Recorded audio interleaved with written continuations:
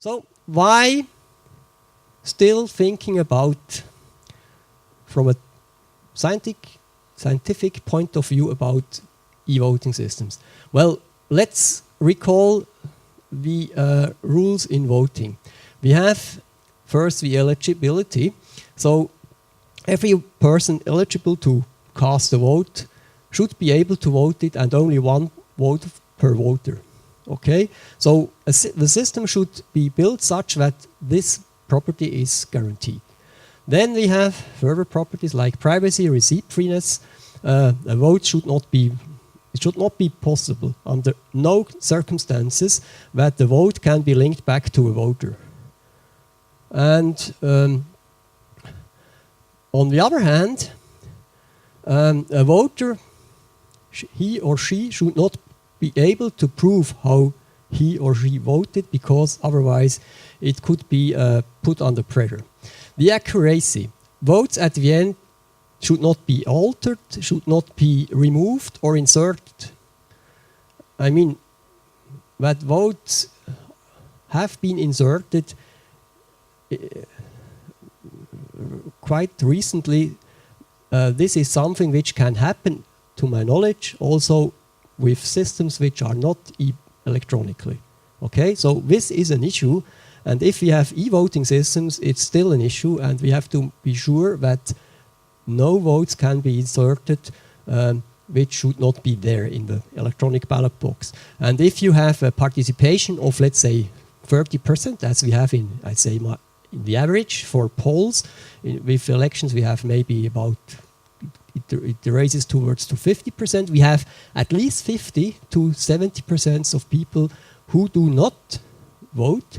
And why not take this as something which allows to insert some votes into an electronic ballot box? Okay, so the systems must be built such that this cannot happen. Fairness, let's say, the votes which are appearing in the electronic ballot box should not be made available before the end of the election or voting or polling day. So these are the general rules, and for me it's a fortune. It's good. Enforcing these rules is really hard. It's not trivial, and this is why we have our our motivation to think about how can systems be built such that these rules can be enforced with technical means. As they are enforced right now in Switzerland, and I have no doubts about it, these rules are enforced by procedures around it. There is a election committee, there are organizations, there are independent peoples, there are observers which take care about that everything is set up correctly and everything works well. But look at the computer. Do I really know that it counts correctly? I mean, have you never observed that your computer is active, is doing something while you are not doing anything? It just does something. Okay? So, I mean, it's not trivial to be sure that the bits and bytes in a computer are really those bits and bytes which you want to be there and not others. So it's really not trivial. So in Germany there was a case that I will just translate it, that just look at öffentlich überprüfbar. I now give you a non-official English translation done by me. Sorry for my English. But translating the language of lawyers into, well, it's difficult, and it's not my business.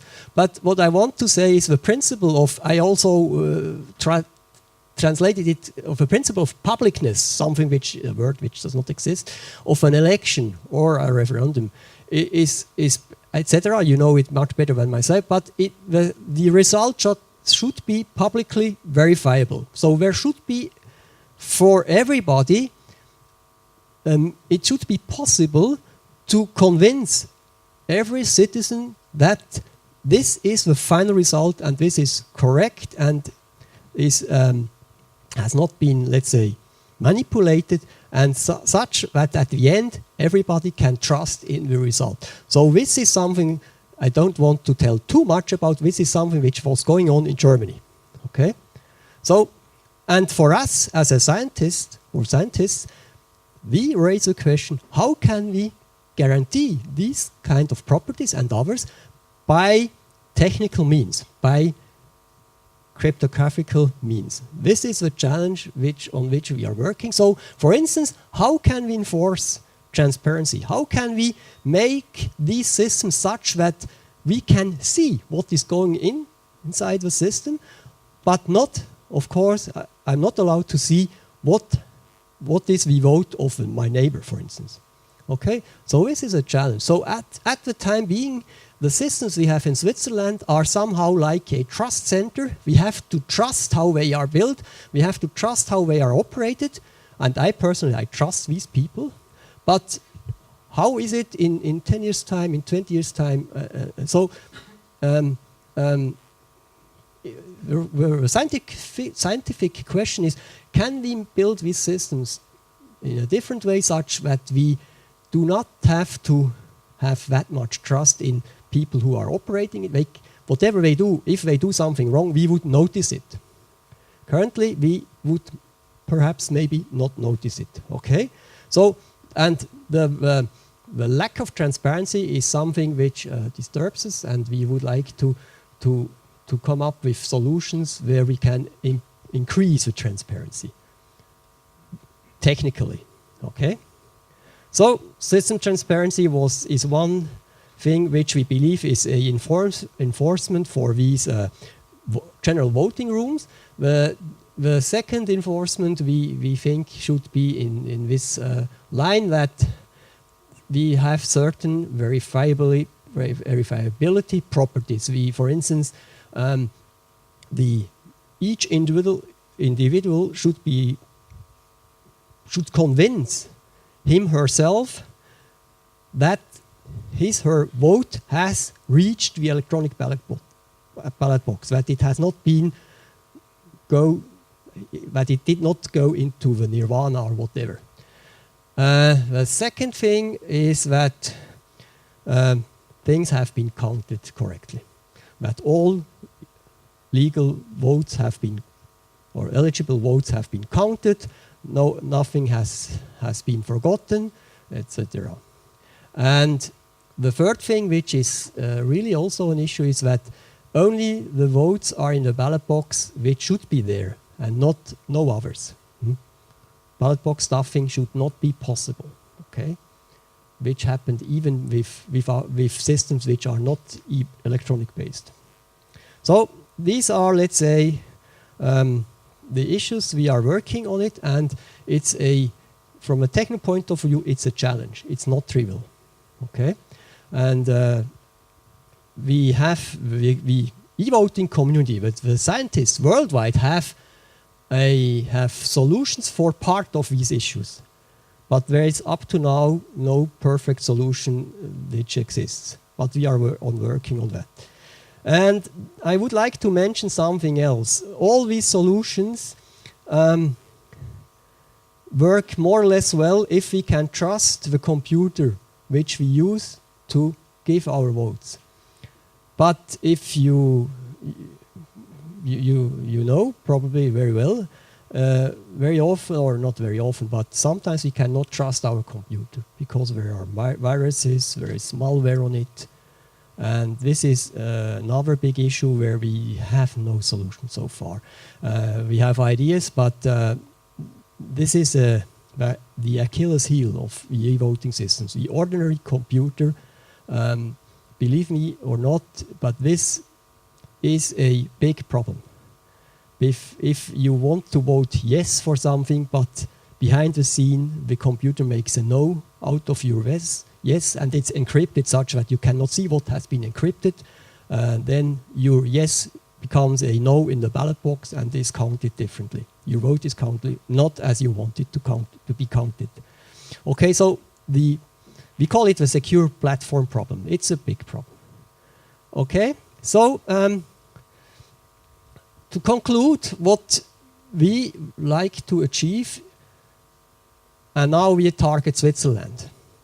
We don't want to provide systems for everybody, but our focus is Switzerland. We would like to achieve transparency by adding more cryptography to these systems.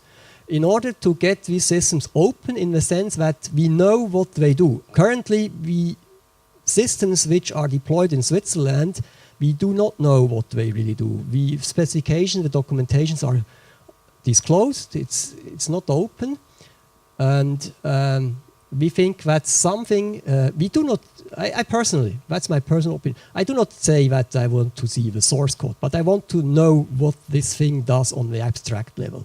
I want to know what my computer does when communicating with the e-voting system.